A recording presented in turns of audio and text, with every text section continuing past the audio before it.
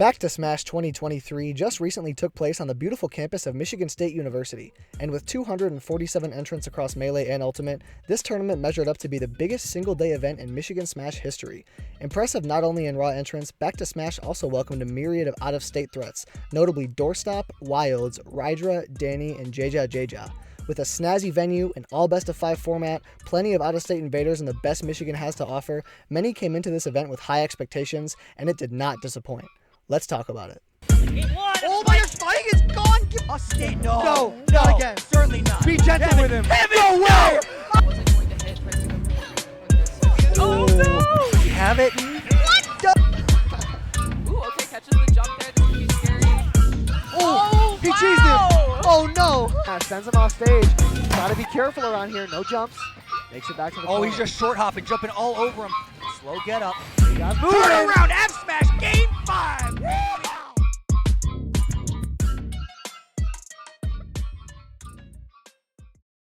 Right away, I'll direct your attention to Ultimate Pools, which was a breeding ground for shocking upsets and inspiring stories all the way until Top Cut began. One of the shining moments in Pools was Michigan Luigi player extraordinaire Yoderle, usually known as Yoder, taking a downright shocking win over one of the biggest out-of-state threats in Jja, the 6-seeded Kirby main from Oregon.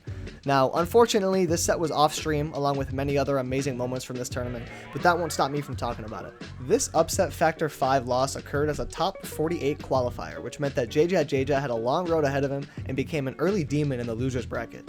Speaking of which, a couple other lethal players to face upsets in Pools include Dice, Michigan PR number 2 last season, and Wilds. That's right, the player whose entry is what helped qualify this tournament as a C tier in the first place began top 48 in the losers bracket, where just 2 sets later he would lose out to Michigan hero player and Kameme Slayer Boku.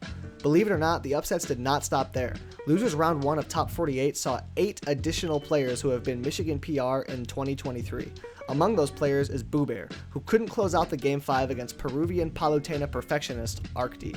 Now, Arcti is one of the more interesting stories coming into Back to Smash 2023. Initially from Peru, he found himself attending MSU for school and throwing his hat in the Michigan PR ring. Just last season, he was in the PR conversation despite missing much of the season on summer break in Peru. But with the school year starting back up, he has come out strong, winning his first local back and placing 13th at this tournament, helped by the aforementioned win over Boobear and a win over Spectre, who was fresh off a win over a different PR Palu, Druish. Moving deeper into top 48, many of the storylines from Pools just refuse to die. The loser's run of Yoderle Hihu is a good example. Despite a loss to Rob, the Snake player, he could not be cooled down, winning the Touch of Death matchup against Michigan PR number 5 and Suspect in the losers bracket. His run of wins over PR players wouldn't end there, however. He would go on to take a win over Boku before bowing out of the tournament at a very solid 9th place.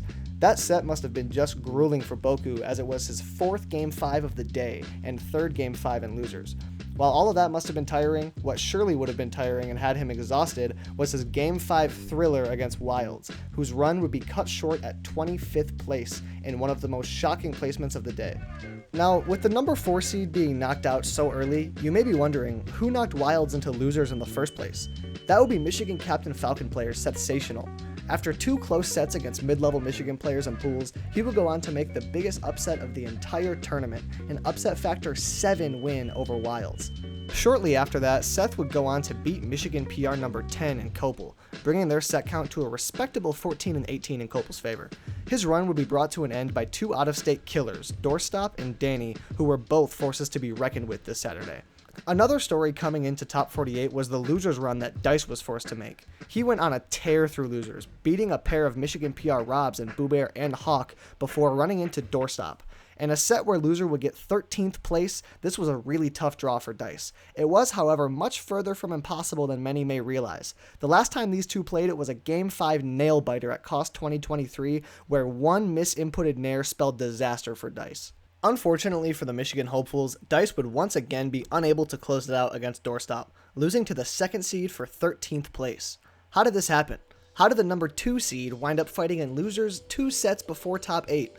Well, Doorstop fell out of winners at the hands of a hungry Twitter main, Defoe. In what was one of the more entertaining sets of the entire day, Michigan PR number 6 had to get crafty a few times to take this win. For example, this ridiculous side B stock trade to even up the game. Ooh, okay, catches the jump there. This could be scary. Oh, he cheesed him. Oh no.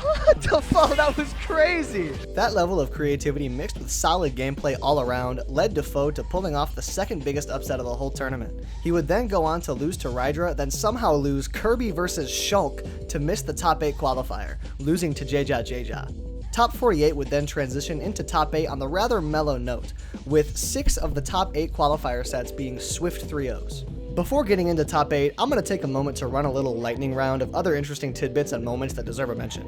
Captain Capcom wound up going 3-2 with only 1 set win, benefiting from 4 DQs and winning losers round 3 via DQ. Copel would prove himself to be a nightmare for TOs and show off some versatility by getting 13th in Melee and Ultimate as well as winning Squad Strike for extra measure.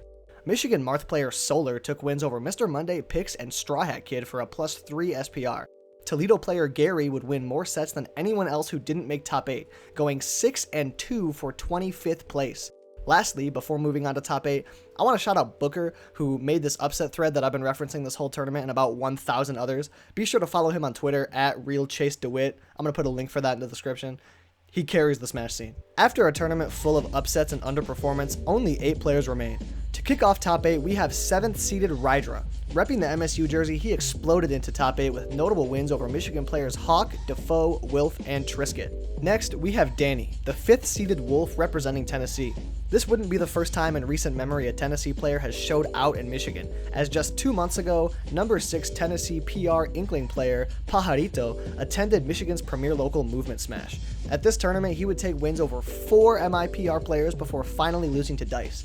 Not to be outdone, Danny was stomping out players fired left and right at Back to Smash, with wins over C. Caleb, Linus, and Bringus, and the absolutely red-hot Sensational. Number 2 Ohio PR Doorstop would sneak into top 8 after an early scare with wins over Dice and Sensational. Former Michigan PR Game & Watch main Talon would also find himself in top 8 despite his 18th seed and early loss to Defoe. Talon had to beat 5 players in top 48 alone, all of which either have been or currently are PR players. Michigan regional farmers Pocket, formerly known as Onin, and Zenodo would continue their dominance at Back to Smash. Zenodo ripped his bracket to shreds, only dropping a single game to a player not named Pocket all day. JJJJ, the 6th seeded Kirby main from Oregon, would also make an appearance in top 8 despite his early loss to Yoder. With 2 Game 5s against Copel and C. Caleb as well as 3 other set wins, his run to get here was far from easy. Last but not least, rounding out our top 8, we have Shawnee who? Michigan locals and Smash Ultimate veterans will recognize this man by many names. Kiesel, Kenshi, Goma, Big Gomer, but most know him simply as Goma Kempi. Once an absolute shoe-in for top 3 in every Michigan PR season, and with an impressive win record including players like Ned, Mars, Yeti, Big D, Ouch, Chunky Kong, and many more, he has since gone basically inactive, only entering 3 tournaments from February 5th to August 13th. Even when he did enter, he would basically pick random characters, sometimes literally. 2 local entries preceding this tournament didn't give much hope for a strong return of Shawnee Q. For Christ's sake, his most recent local included losses to Cal and Mr. Monday, who placed 33rd and 65th respectively at this tournament. Solid players for sure, but far from the level that Shawnee Q is capable of. Starting his run at this tournament, things look no different for the 40 seed. Shawnee Q wins a Game 5 nail-biter against Pixel, following a DQ in his first set. Another solid player, but with his next opponent being Dice, it didn't look like Goma had much of a chance at all. Dice comes into this tournament fresh off of his best PR season ever, and Goma comes in a washed-up veteran who hasn't really tried in years. What is he gonna do? Did he just sweep Dice in a best of 5? Yes, he did. He picks Olimar and shows an absolute top-level performance against a high-level player, just like old times. Surely it was a fluke, though. A flash in the pan of former greatness, but the fun ends here. He plays Arcty next. Arcty's just too good right now. He just beat Boo Bear. But no, Shawnee Q cleans up that one as well. He moves on to Pocket, who he loses 2-3-0, but come on, that's Pocket. In losers, he knocks out Yoder, who is having the run of his life, and Shawnee Q, Goma Kempi, brings out the Olimar and shows us all that he's still got it. In his first match at top 8, he would run into Doorstop ZSS, and we know how that matchup can go sometimes. Non, il va pas le refaire. Il a plus d'ardoche. The task proved too tall for Shawnee Q, who could only put together 1 game against Doorstop. He would bow out of the tournament at 7th place, but give us an unforgettable run in the process. Now that the arc of our main character has come and gone, let's take a look at the rest of top 8. Zenodo would swiftly 3-0 his first opponent, Rydra, doing this in the process. Yeah, that's going to do it. That does more mental damage than anything. What is oh my he God. doing? Oh, The down no way. air No way, gets way Zenodo. deep, goes Zenodo feeling killing it! Off stage! He's like, get out of here! Dude! Then, Pocket would go on to clear up his winner's semi-set against Danny in 3-0 fashion as well, setting up a winner's final set between Zanotto and Pocket. These two meeting in winners finals would come as a surprise to just about nobody given recent history. Since June 2022, Zanotto has entered 7 Michigan regionals, only losing to Pocket in those tournaments. In that same period of time, Onan has won 10 of his 12 Michigan regionals, with the only Michigan player to knock him out of bracket being Zanotto. There was once a span of 5 Michigan regionals in a row where these two played against each other in grand finals. That being said, with a lifetime set record of 2-16 going into this set, Pocket went on to continue his streak of dominance, 3-0ing Zanotto, despite Zanotto's secondary peach coming out. Moving into losers, we have the aforementioned doorstop over Shawnee Q set, bless up, and Talon versus Jeja, who, mind you, is fresh off of beating Defoe's Shulk. Even after winning Kirby versus Shulk, Jeja has enough energy in the tank to win another matchup that seems extremely difficult, being Kirby versus Game & Watch. On the other side of losers bracket, we have Rydra and Doorstop. In the first 2 games of this matchup, Rydra uses his extensive ZSS practice he got from Colorado player Shu to force Doorstop to switch to PT for Game 3. The PT would fare slightly better, taking Game 3 and an early lead in Game 4, but after looking down and out in Game 4, Rydra finds a genius ledge guard to even up the stock count. Going a little too deep, too late, and now here comes the Squirrel, and this is the time for Ryder to make up a lot of what he sense. needed. The ledge guard is huge. Has him at the Absolutely ledge. massive. Here comes the No flame. jump. He's got to be careful if the flame breath gets him even further. He's not going to be able to make it back, I don't think. The up B But sends does him up, he? though. He still makes it back with the forward air off ledge. The back air. That's a lot of shield damage still. That's Back going air. to do it. He would then go on to barely edge out the win due to a doorstop missed tech and move on to loser semis to face the winner of Jeja versus Danny. At this point in the tournament, Jeja has already won 9 sets, 2 more than Pocket needed to make it all the way to grands. Jeja has overcome Game 5's bad matchups and great players. He must be exhausted at this point. Oh my As well, goodness that's right. Then he's gracious. dancing again. I stand corrected. That clip was from Game 2 after Jeja cleaned up Game 1, but miraculously, Danny would wind up running it all the way back to win this game and keep himself even in the game count. Jeja then proceeded to hold on to his composure, play a bait and punish masterclass, and win Game 3, bringing Danny to his tournament game. Surely nothing strange will happen in Game 4, right? Just be sitting there crouching, or not Danny, Jeja would just be sitting there crouching. God damn it, Jeja. They wound up agreeing to move on with this game and finish up Game 4 as normal. The shenanigans would end there as Jeja would wind up taking Game 4 in unassuming fashion. So, after the goofiest set of the night so far, Jeja would move on to fight Rydra. The observant viewer would notice that this is Ridley versus Kirby in loser semis of a C tier. The mid-tier meta match kicked off with Jeja winning Game 1 due to a sly little confirm off of late hit dash attack, followed by a Game 2 dismantling of Rydra. Jeja would open up with a Kirby classic on the first stock, and then hit a ridiculous sequence to take Rydra's last 2 stocks and the second game in the process. Tilt down, tilt, looking for it again. Takes it again. Do not be below Kirby when you're off state. No, not again. Certainly not. Be gentle Heaven, with him. Heaven, No way. I don't get him out of here. Backed by the growing volume of the MSU crowd, the Ridley cleaned up Game 3, ending it with a crafty ledge guard taking the set to Game 4. This game would be pretty back and forth as both players would feel things out in an attempt to find any morsel of advantage, but in a move that absolutely lit up the already excited crowd, Rydra lets a beautifully calculated F smash fly. Up and jumping all over him. Slow get up. Jeja's moving. Turn around, F smash, Game 5. This prompted ArcD to lead the MSU crowd into battle with a chant that he learned playing rugby in Peru. Surging back in this set, bringing it all the way to a Game 5. I love this crowd so much. I don't know how well the stream can hear them. This would set up Jeja for his first Game 5 of top 8. Surely nothing unexpected would happen in such a high-stakes moment. Shit! Not to push his luck, Jeja would concede his first stock and move on through Game 5 with only 2 stocks. With the weight of his 10 previous sets bearing down on him, this is the last thing Jeja would have wanted. Down but not out, Jeja would absolutely surge back to take 2 stocks in a row. Rydra immediately rebuttals to bring Game 5 to a last stock scenario. Fueled by the crowd behind him, Rydra, on his tournament stock in Game 5, bet it all on a ledge guard. Jab is going to connect one What on hit? there. Back air. What happened? Jeja wins. No. Due to incredible awareness on the side of Jeja, Rydra would bow out in 4th place. Nothing to scoff at and a great performance for the 7 seed. The rest of the tournament wrapped up in underwhelming fashion when compared to the rest of top 8. The marathon run of JJ would come to an end at the hands of Zenodo, who mentioned after the set that his knowledge of the Kirby matchup is far from underdeveloped. This win would bring Zenodo into another matchup that he's surely familiar with.